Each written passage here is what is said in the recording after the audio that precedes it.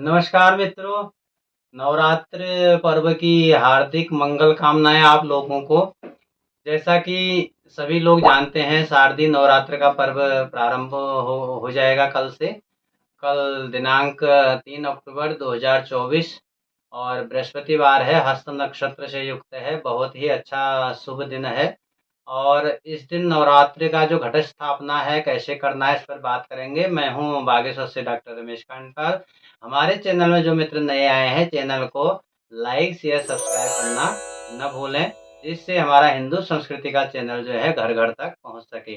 मित्रों, हमारा यह चैनल जो है आपको ज्योतिष के बारे में और हिंदू नवपर्व के बारे में, पर्व निर्णय के बारे में और किस प्रकार से हमें पर्वों का पूजन करना चाहिए, किस प्रकार पर्व मनाने चाहिए, जैसा भी हमको ज्ञात है वो अपने पूर्वजों द्वारा और शास्त्रों द्वारा वो आपको हम बताते हैं। कल हरेला पर्व भी होगा और हरेला इस बार का जो है शारदीय नवरात्र का जो हरेला है वह जौ और सरसों 2 चीज़ इसमें बोई जाती हैं और घट स्थापना की जाती है। घट स्थापना कल जो समय होगा उस पर चर्चा करेंगे। किस प्रकार भगवती महाकाली, महालक्ष्मी, महासरस्वती, पराम्बा, जगदम्बा की स्थापना की जाती है और किस प्रकार उनका आवाहन किया जाता है उस पर बात करेंगे और क्या इसका फल होता है उस पर बात करेंगे। मित्रों, कल दिनांक 3 अक्टूबर 2024 बृहस्पतिवार से जो है नवरात्र पर्व का जो शुभारंभ हो रहा है, बहुत ही मंगलमय दिन यह होता है शारदीय नवरात्र। विजयादशमी का इसमें पर्व आता है, अष्टमी, महाअष्टमी, महानवमी का पर्व आता है और भगवान श्री राम जो हैं, लंका पर विजय प्राप्त करके विजयादशमी को वापस अयोध्या पहुँचते हैं और यह दिन इसलिए और भी मंगलमय हो जाता है। जगह-जगह जो है रामलीला का जो है पर्व होता है, रामलीला मनाए जाते हैं, रामलीला का आयोजन होता है। प्रभु श्री राम का गुणगान भी इस पर्व पर किया जाता है, इसलिए इस नवरात्र का जो है और भी महत्व बढ़ जाता है।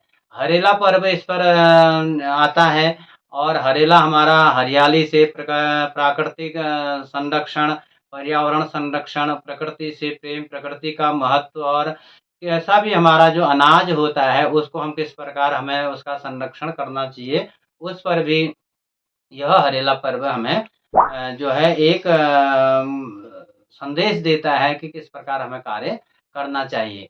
तो बात करते हैं भगवती जो नौ दुर्गा हैं, प्रथमम शैलपुत्री, द्वितीयम ब्रह्मचारिणी, तृतीयम चंद्रघंटेति करके। तो इसमें कल जो प्रथम जो शैलपुत्री माता का है उसका पूजन किया जाएगा। तो सबसे पहले तो घट स्थापना होगी। घट स्थापना और भगवती का पूजन किस प्रकार करना चाहिए, इसका वीडियो में लिंक मैं आपको दे दूँगा। यदि आपके यहाँ पंडित जी नहीं पहुँचते हैं, पहले तो पंडित जी को बुलाना चाहिए। पंडित जी का आदर सत्कार करके उनसे घट स्थापना, कलश स्थापना, भगवती की स्थापना करवानी चाहिए। यदि नहीं पहुँच पाते हैं किसी कारणवश, तो ये वीडियो में जो लिंक है आपको दिया जा रहा है, इसमें संपूर्ण पूजा आपको बताई गई है, उससे आप पूजा कर सकते हैं।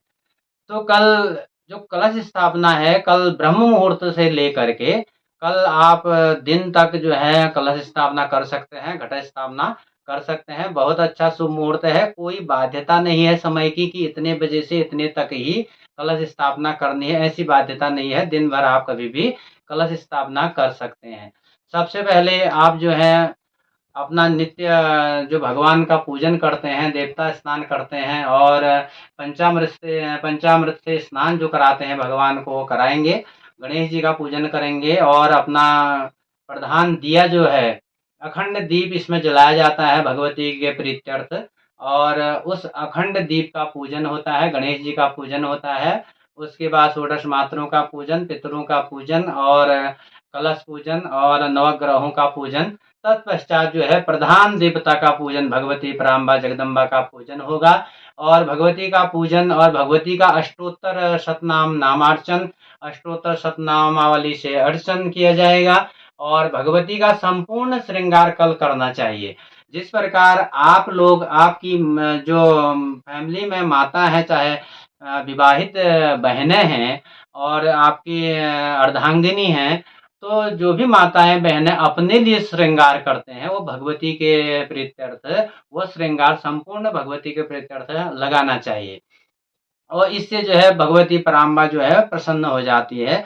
प्रसाद में आप उनको जो है स्नान इत्यादि करा करके उनका षोडशोपचार पूजन करके प्रसाद में आप फलों में तो अनार प्रिय है, अनार देना चाहिए और प्रसाद में चने है, खीर है, हलवा है और पंच मेवा है, पंच मिठाई है, इस प्रकार का और कच्चा नारियल, उस नारियल में जल होना चाहिए, जल वाला नारियल अर्पण भगवती को करना चाहिए, चुनरी अर्पण करना चाहिए। इस प्रकार पूजन करके भगवती के प्रीत्यर्थ आप नवरात्र का प्रारंभ करें और पूरे 9 दिन व्रत करना चाहिए क्योंकि नवरात्र है और 9 ही देवियों का व्रत किया जाता है सिद्धिदात्री तक।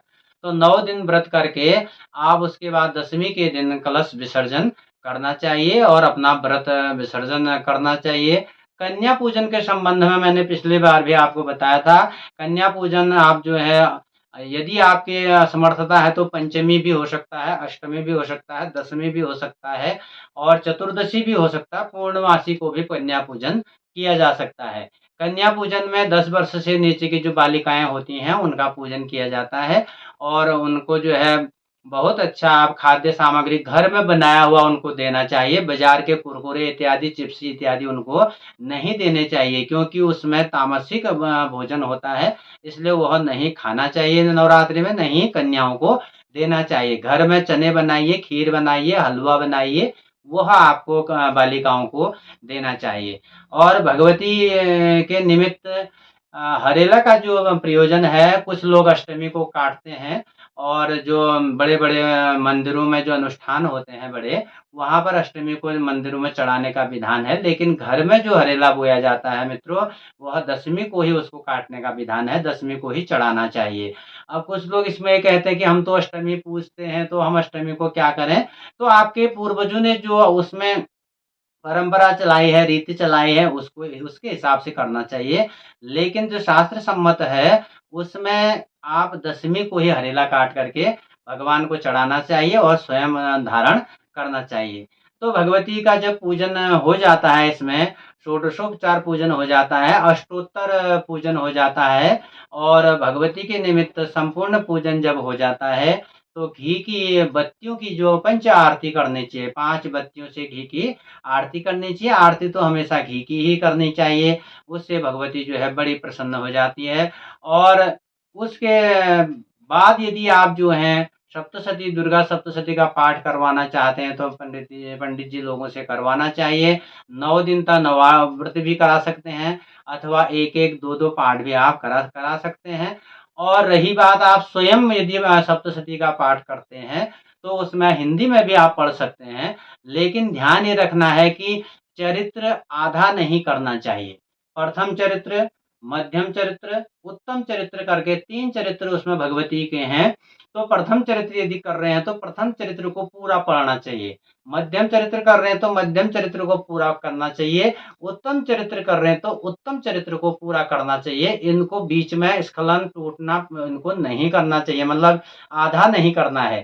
तो प्रथम चरित्र में 1 अध्याय है पहला वाला और मध्यम चरित्र में दूसरा, तीसरा, चौथा अध्याय है और उत्तम चरित्र में 5वां, छठा, 7वां, 8वां, 9वां, 10वां, 11वां, 12वां, 13वां अध्याय है। तो इस हिसाब से कुछ कहते हैं कि हम 1 अध्याय एक-एक करके करते हैं। एक-एक करके 1 अध्याय तो हो सकता है पहला वाला, लेकिन बाकी के एक-एक करके नहीं हो सकते हैं। तो उसमें चरित्र आपको पूरा करना चाहिए, यही पाठ का नियम है और यदि आप पाठ नहीं कर सकते हैं, तो आप कवच, अर्गला, कीलक ये पाठ कर सकते हैं और भगवती का जो दुर्गा क्षमापन स्तोत्र है वो कर सकते हैं और दुर्गा देवी के निमित्त जो है जो रात्रि सूक्ता आता है वो कर सकते हैं।